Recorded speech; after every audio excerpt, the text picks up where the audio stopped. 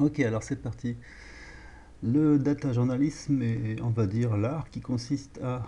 Bon, d'abord, il faut construire le logiciel qui permet de récolter les informations de façon à pouvoir opérer ce que est censé être le journalisme, c'est-à-dire de pouvoir croiser l'information. Pour ça, on a besoin d'une base de données, d'un logiciel. C'est à peu près ce qu'on a fait là. On a quand même plombé quelque chose comme près de 205 000 articles depuis un paquet d'années,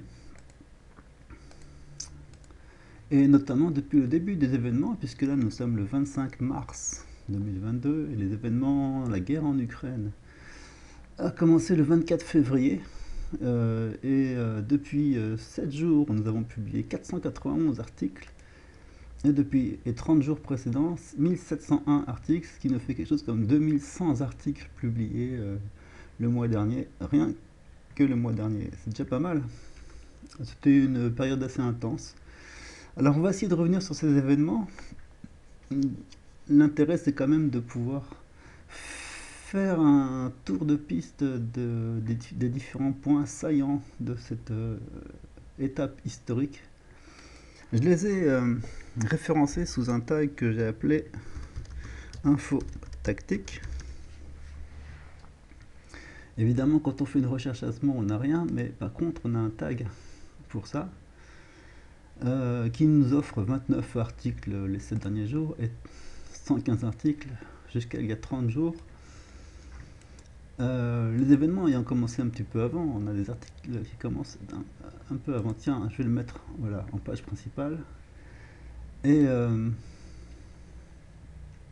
on peut voir que ça a commencé. Ça, c'était le premier article qui est vraiment, alors, du 12 février, euh, parlait véritablement de ce qui était en train de se tramer. Et c'est un article qui a été très repris dans la presse, la vraie presse, hein, la nôtre, pas la leur, qui est ponctué de trois petites étoiles. C'est trois étoiles, ça veut dire que c'est un article de la catégorie articulation historique. Quand il y a deux étoiles, c'est des grosses analyses, une étoile, c'est des articles documentaires, et zéro étoile, ce sont des faits simples, sans aucun commentaire. En général, les analyses se basent sur les faits et les documents, et les articles historiques sont vraiment des moments de prendre le recul sur les analyses. Donc c'est vraiment quelque chose de majeur. Il y en a trois ou quatre qui paraissent par semaine, des fois il y en a un ou deux par jour quand c'est la fête. Euh, Ça permet de cibler précisément les articles les plus importants. Par exemple, si vous avez que un peu de temps à lire, vous prenez cela en premier, c'est le plus important. J'ai un article qui date du 15 octobre 2021, qui est lui-même dans la catégorie des infos tactiques. Il faut savoir que les infos tactiques, ça c'est la catégorie des types d'informations. Ça concerne si c'est un discours, un commentaire, etc. Il faut surtout aller voir les allocutions, c'est très important. C'est là qu'on a le plus d'informations euh, factuelles en fait, qui sont dites textuellement par les personnes qui sont les acteurs. On a les pays, ça c'est les thèmes d'actualité, donc il peut y avoir différentes choses. Suicide, hein, en l'occurrence, ça concerne. C'est pas la même chose que si je le mets dans un tag. Un tag suicide, ça voudrait dire, ça concerne ce thème d'actualité, les militaires qui se suicident, etc. Et celui-là, en tant que thème, ça concerne précisément. Oh, je vais le renommer plus tard, ça s'appellera Suicide de l'Occident, en gros. C'est ça qui est important à savoir. Comment les sanctions accélèrent les rosettes et la débâcle occidentale. Euh, ils aspirent à une insurrection, machin. Ouais, bon, c'est sûrement qu'elle en a parlé. Les conséquences. Il y a aussi un truc que tu peux faire à ce moment-là, c'est que tu prends suicide et tu le cherches en tant que titre. Et là, tu trouves des choses, voilà, l'agenda du suicide occidental à profondeur, renforcement des liens entre la Chine, suicide de l'Occident, l'ordre libéral occidental fait une tentative de suicide, et voilà. Et la globalisation préfère le suicide à la répudiation.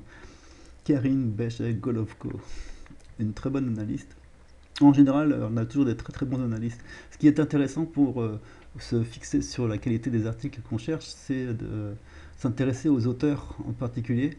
Quand tu vois William Engdahl, là tu dis waouh, attention, c'est du gros calibre, c'est une personne qu'il faut absolument profiter de l'occasion pour le lire en entier parce que tu vas en apprendre énormément tout d'un coup. Il y en a beaucoup comme ça, hein, je vais vous en citer plein, mais on s'en fout en fait de la source. La source qui est là, en général je les prends où je les trouve. Ça c'est une très bonne source, elle est très sympa. Mais ce qui nous intéresse le plus, c'est souvent les auteurs. Alors parfois, tu as des auteurs pas du tout connus, mais bon, vu le sujet que c'est et vu l'importance que ça a, tu peux comprendre que c'est intéressant. Tu vois, on a commencé. En fait, il y a trois points, on va dire, gros points qui ont convergé vers la situation actuelle. Donc, en premier, dans cet article, où il est spécifiquement question de la stupidité suicidaire de l'Occident, c'est le moment où Poutine vient de leur proposer une fois encore, non pas 1500 $ la tonne de mètre cube, mais 175 $ pour le gaz russe. Mais cet État vassal des États-Unis rejette fièrement toute offre. Alors donc déjà au départ, l'Europe a refusé, malgré les augmentations du prix du gaz, une réduction spéciale que Poutine leur a offert. Donc évidemment, il n'a pas compris. Qu'est-ce qui lui arrive? Il faut savoir qu'à la base, euh, toute l'histoire a commencé par le Nord Stream 2. En tant que recherche, c'est bien, mais en tant que tag, c'est mieux. Nord Stream 2, c'est un événement que nous avons suivi pendant des années et des années, avec une tonne de conflits. Il y a 397 articles sur ce sujet. En fait, en substance, ça a commencé vers 2014, je crois, ou 2015, ou 2016. Ah bah dis donc, ouais. 2017, d'accord. Pardon. Voilà, déjà, propagande massive. L'OTAN veut sa guerre en Europe. Tu vois à peu près d'où ça remonte. La Russie tape du poing sur la table. Et l'Ukraine risque un nouveau Maïden. Alors, il y avait déjà eu ça. Le commerce international.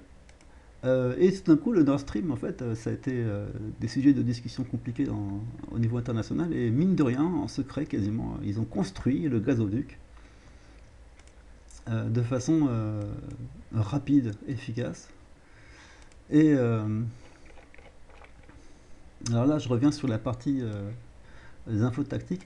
Euh, euh, bon, c'était pour dire qu'ils ont construit ce gazoduc rapidement et l'ont mis en service. Voilà, on a du jour au lendemain. Ah, il est presque fini. Ah, ça y est, il est fini. Ah, ça y est, il est en marche. C'est là que ça a tout précipité. Euh, Info tactique, donc, comme je le disais, c'est des articles que j'ai référencés pour pouvoir faciliter la compréhension euh, des phénomènes actuels et ça permet en fait à la fin de faire un bouquin. Alors tiens, je te le remets dans la page d'accueil. Un bouquin que j'ai mis ici, que je mets à jour régulièrement et tu peux le télécharger là. Il fait déjà 21 mégas. C'est un e-book. Donc dès le départ, on avait cet article, la crise ne concerne pas l'Ukraine, il s'agit de l'Allemagne. Pourquoi l'Allemagne? Parce que voilà, c'est ici que se trouve désormais le centre névralgique, la plaque tournante énergétique européenne, euh, grâce à ce gazoduc. Donc cet article de Mike Whitney, alors Mike Whitney, quand tu vois ce nom, c'est pareil, tu fonces dessus, tu le lis en entier, tu te dépêches de tout mémoriser parce que ça va être une bonne, une bonne façon de bien comprendre vite beaucoup de choses. En général, j'aime bien les auteurs qui sont concis, efficaces, qui ont fait des recherches et qui sont... lui, il est publié chez Huns, Ron Huns, qui lui-même est un auteur qui est très disert, qui nous plombe des articles qu'il faut au moins 1 heure à lire à chaque fois. Euh, et en l'occurrence, il nous explique ici bah voilà, que l'Allemagne est visée en tant que plaque tournante énergétique. Ça, c'est très important. Donc ça, c'est vraiment un des premiers points de départ. On a un deuxième point de départ, c'est la CIA cherche à engendrer la terreur nazie en Ukraine. Alors ça, déjà, ça permet de comprendre beaucoup de choses. En tout cas, c'est pas le but premier, hein, c'est un but secondaire. C'est sa stratégie. Donc on a cet auteur que je ne connaissais pas, qui a publié quelques articles, du coup je l'ai référencé. Et il nous montre déjà qu'il y a un certain Azov, il va être intéressant à suivre. L'intérêt quand même d'avoir une base documentaire et de faire du croisement d'informations, c'est de s'interroger à chaque fois qu'on trouve un terme nouveau et d'aller se poser la question qu'est-ce que c'est et qu'est-ce qu'on a comme information à propos de cette chose. Donc là, on peut continuer sur le même sujet. Euh, dans cet article de Volternet de Thierry Messan, qui est aussi une référence, je ne vais pas le dire à chaque fois, mais bon, faut le dire quand même, qui nous parle tout de suite de Yaroche, est membre depuis très longtemps des réseaux Stay Behind de l'Alliance Atlantique. Il était déjà chargé par la CIA de coordonner les groupuscules nazis et islamistes contre la Russie en 2007, durant la guerre de Tchétchénie, dont c'est l'anniversaire en ce moment, et c'est pour ça qu'on en parle pas mal. C'est le moment où la CIA, où l'OTAN a bombardé sans scrupule et sans aucun mandat de l'ONU et en violation de tous les traités internationaux. Euh, ce pays est sans pitié et avec le soutien des médias et sans aucune sanction après coup non plus. Voilà, Yaroche fut député candidat à l'élection présidentielle. Donc tu peux déjà savoir un peu. Tiens, tu vas chercher comme ça. Qu'est-ce que nous avons sur ça? Alors j'aime bien quand... ça c'est Pepe Escobar. Make Nazism Great Again. Voilà, avec ça, tu as compris tout le sujet, tu as compris la personne et tu as compris de quoi ça parle. C'est énorme, à chaque fois c'est clair, concis, puissant. Pepe Escobar, c'est lui, hein, le fils de Pablo Escobar, suisse caché. Mais son travail, c'est Globetrotter, journaliste d'investigation internationale, qui va sur le terrain et qui nous sort des articles d'une puissance phénoménale. J'ai combien d'articles de lui? Voilà, 862 articles de lui quand même, c'est une pure star. Donc vraiment un des premiers, si vous avez que peu de temps à lire, lisez les PP Escobar parce que c'est efficace et c'est ça qu'on cherche. Là en l'occurrence on cherche Dimitri Yaroche. On a quelques petites informations sur lui. Tiens regarde, arrivée de 450 djihadistes en Syrie. Donc ça veut dire déjà que les gens de Daesh, ISIS, qui ont flingué les gens de Charlie à Paris, contre lesquels tout le monde s'est scandalisé en disant ah mon dieu les Arabes, ça. Eh ben c'était la CIA. Et oui, si on n'avait pas assez de preuves comme ça, parce qu'il y en a quand même un sacré paquet, il y a des bouquins sur le sujet, et ben on a cette fois-ci la confirmation que les djihadistes et Daesh donc vient soutenir le nazisme en Ukraine pour soutenir la démocratie européenne.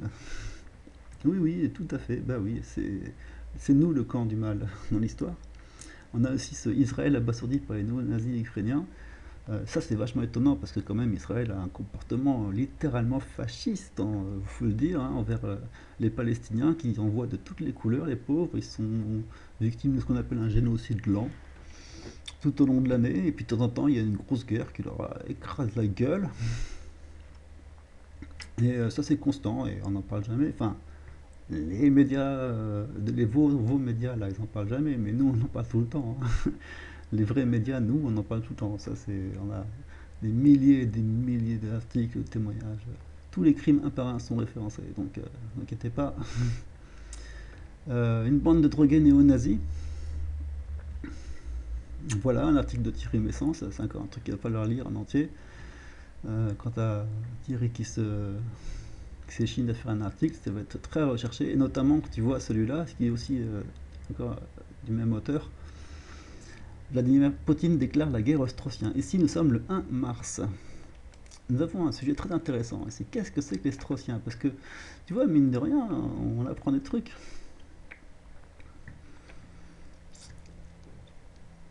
Quelles sont les raisons qui ont rendu aveugle et muette la presse atlantiste? Ah bah ça, on l'a vu. On va le voir, on va le voir. Mais si vous ne le savez pas, vous le verrez. Tiens, Paul Wolfowitz, voici un des grands pontes du mal. Brève histoire des Straussiens. Arrêtons-nous un instant sur ce groupe, les Straussiens, à propos duquel les Occidentaux savent peu de choses. En effet, tu vois, moi j'en savais rien avant que cet article ne soit paru. Je me suis dit, mais qu'est-ce que c'est que ça encore? Il s'agit d'individus, tous juifs, absolument pas représentatifs, ni des juifs états-uniens, ni des communautés juives dans le monde. C'est ce qu'on appelle les sionistes, en fait, en termes généraux, Ils ont été formés par le philosophe allemand Léo Strauss, réfugiés aux États-Unis lors de la montée du nazisme. Donc, comme beaucoup d'autres, là, il faut aller chercher à Paperclip. Alors, on va trouver beaucoup de choses. Il y a énormément de monde hein, dans les hautes sphères qui sont issus, qui sont des anciens nazis récupérés par les Américains et qui ont continué à croire en ce qu'ils croyaient, mais discrètement, et qui sont montés au plus haut niveau de l'État, et des structures étatiques diverses et internationales. Bref, c'était juste pour dire, hein. Voilà. Selon de nombreux témoignages, il a constitué un petit groupe d'élèves fidèles auxquels il dispensait un enseignement oral. Il n'y a donc pas d'écrit à ce sujet, c'est très discret. Il expliquait que le seul moyen pour les juifs de... Ah ça va être intéressant. Ne pas être victime d'un nouveau génocide était de constituer leur propre dictature. Là, ça c'est intelligent, tu vois.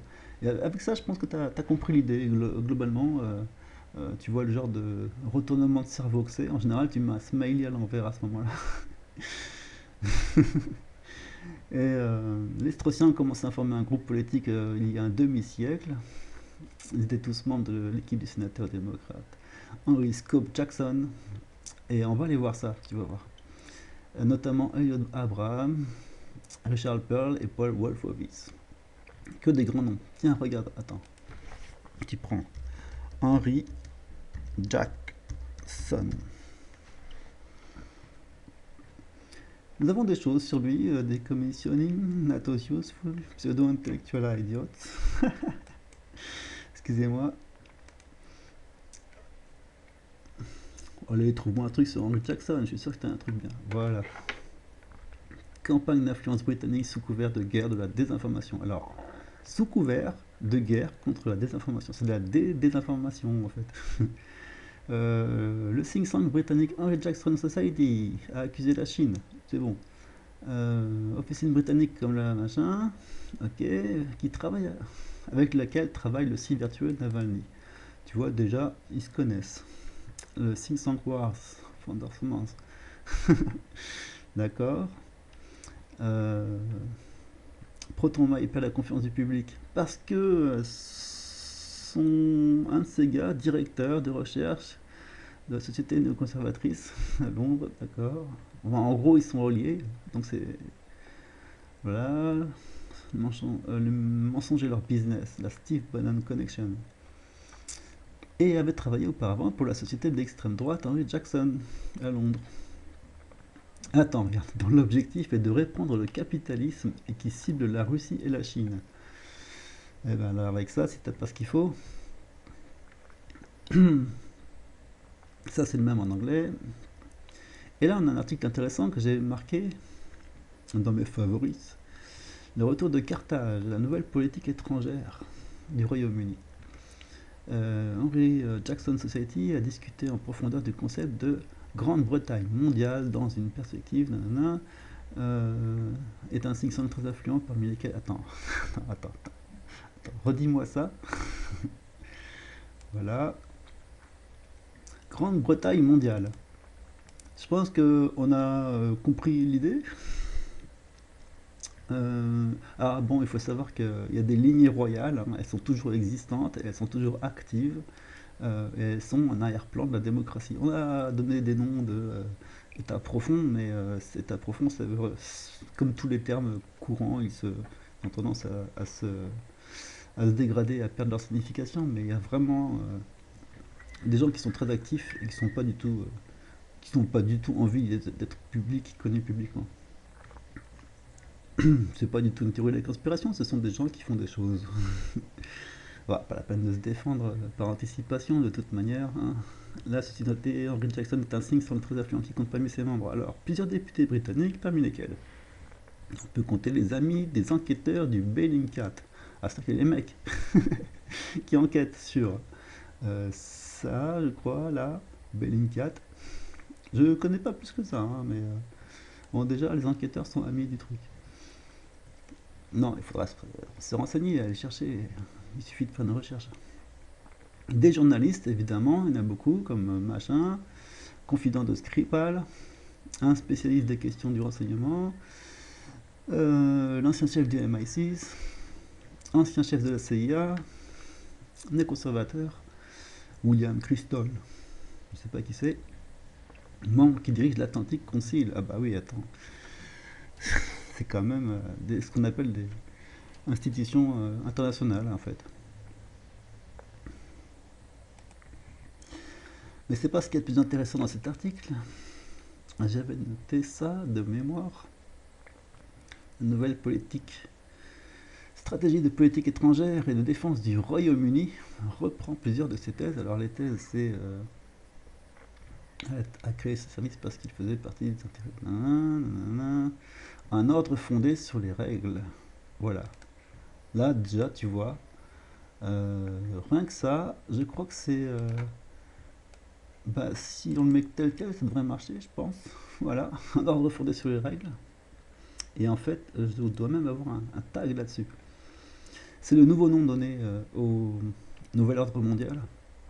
Donc il prône en permanence, et c'est un mot qu'on retrouve très souvent, l'ordre fondé sur les règles. Ça veut dire en gros qu'ils font des règles qu'ils imposent aux autres, qui sont pas valables pour eux-mêmes et qui peuvent changer quand ils veulent. En gros, ça veut dire qu'ils font ce qu'ils veulent et ils vous emmerdent. Ça veut dire le chaos, ça veut dire la dictature mondiale, mais voilà, c'est le terme officiel du fait que je fais ce que je veux et tu te tais. Ça fait très autoritaire, hein, fondé sur des règles. Comme quand ils font des sanctions, une sanction c'est autoritaire, c'est de l'autoritarisme. Et c'est tout à fait illégal. Dans les pays sont reliés par des conventions internationales de protection contre justement ce genre d'action parfaitement immorale. Donc c'est un terme, tu vois, qui ne vient pas de nulle part. Là on parlait de la Grande-Bretagne étendue au niveau mondial, donc un espèce de nouvel impérialisme. Mais c'est intéressant. En ce sens, la société ouverte, alors nous avons une Open Society, ça vous rappelle quelque chose? Soros, si tu veux du Soros, j'en ai un, regarde. Attends. Alors je te sors du Soros, de la personne Soros, et je te mets tous les noms que j'ai. Il était pas mal cet article. Grosse, grosse quantité de tags ici. J'ai 736 articles sur Soros. Donc si tu veux savoir qui est le monsieur, tu peux suivre l'histoire. C'était pour dire. Nouvelle stratégie de défense, nanana. Et là, je crois qu'il y a quelque chose qui nous attend.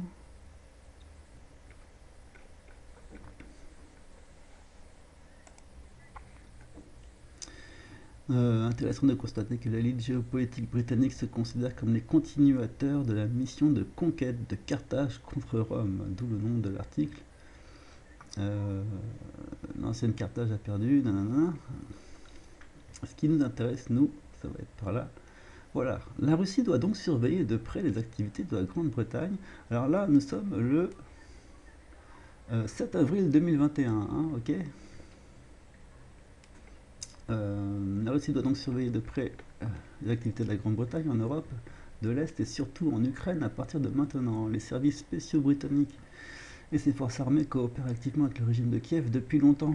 En ce sens, la montée des tensions militaires autour du Donbass et la future guerre qui est sur le point d'éclater, je te mets,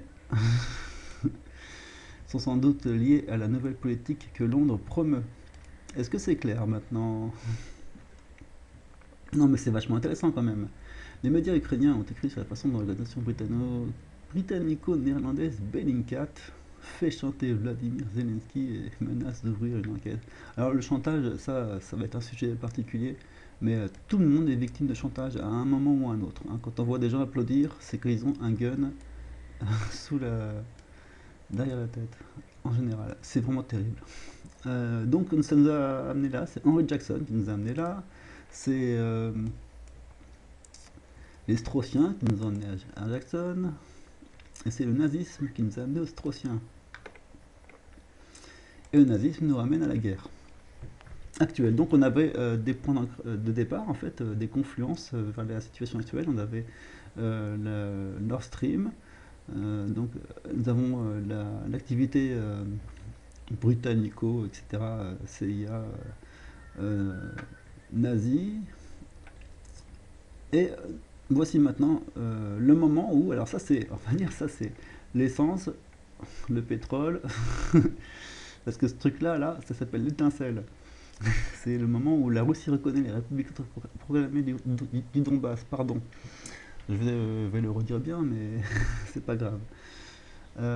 C'est là que tout a commencé. Et c'est là que notre travail commence. Mais en fait, ce qu'on a commencé à faire, c'était d'avoir une approche, une vision et une perspective des événements actuels grâce aux différentes informations qu'on peut glaner sur les acteurs qui sont en train de jouer aujourd'hui, à démolir la CIA. Voici encore un article de Alan MacLeod. Ça, c'est un truc énorme en général. L'expansionnisme de l'OTAN en Europe. Quand tu vois un article de Manu Dinucci, c'est pareil. Hein, quand tu es un pirate, tu manges tout ce que tu peux là où tu es. Quand tu vois un article de Manu Dinucci, tu dis ok, j'arrête tout et je lis. En général, c'est super court, c'est simple, c'est concis, c'est efficace et ça te permet d'avoir une vision. J'ai 795 articles de lui, une vision sur un point précis très clair. En général, il est axé sur l'Italie, mais il est surtout axé sur l'OTAN. Et l'OTAN, c'est vraiment le centre des questions actuelles. Là aussi, se traite des saignées d'amitié, des traités d'amitié avec la République de Donetsk et de Lugansk. À leur demande, il faut signaler. Donc c'est là que tout a commencé. Et c'est à ce moment-là que les foudres sont tombées. Discours du président sur la décision de reconnaître. Ça, c'était le premier discours du 21, je crois, donc publié le 23. Quand vous voulez savoir des choses sur les gens, vous lisez les allocutions. Là, c'est la dernière en date, celle de l'époque. Voilà, alors celle du 24 février, c'est vraiment la plus belle parce qu'on en a beaucoup parlé. C'est la deuxième allocution de Vladimir Poutine au moment où il se réveille à 5 heures du mat et il prend la télé et il adresse une explication sur une leçon d'histoire, littéralement, à son pays tout entier, sur les raisons, les motifs de cette intervention militaire, intervention policière en fait. Même les stratèges militaires le reconnaissent, c'est pas une guerre, c'est une intervention policière qui vise à nettoyer une zone remplie de mafieux, etc., etc. Et c'est là qu'il a parlé pour la première fois de nazification. Le but de cette opération est de protéger les populations qui, depuis 8 ans, sont confrontées à l'humiliation et au génocide perpétré par le régime de Kiev. À cette fin, nous cherchons à démilitariser et dénazifier l'Ukraine. Là, ça nous a étonnés. Ah bon? Qu'est-ce qu'il veut dire par là? Ben oui. Ainsi qu'à traduire en justice tous ceux qui ont perpétré de nombreux crimes sanglants contre les civils, y compris des citoyens de la Fédération de Russie. Ce discours, en fait, il explique grosso modo son point de vue, mais il y a pardon, d'autres analystes qui le feront très très bien, et ça on aura l'occasion d'y revenir plus tard. Macron qui s'adresse à la nation, tu n'écoutes même pas. Et là on a donc le point de départ des événements actuels. La suite au prochain épisode.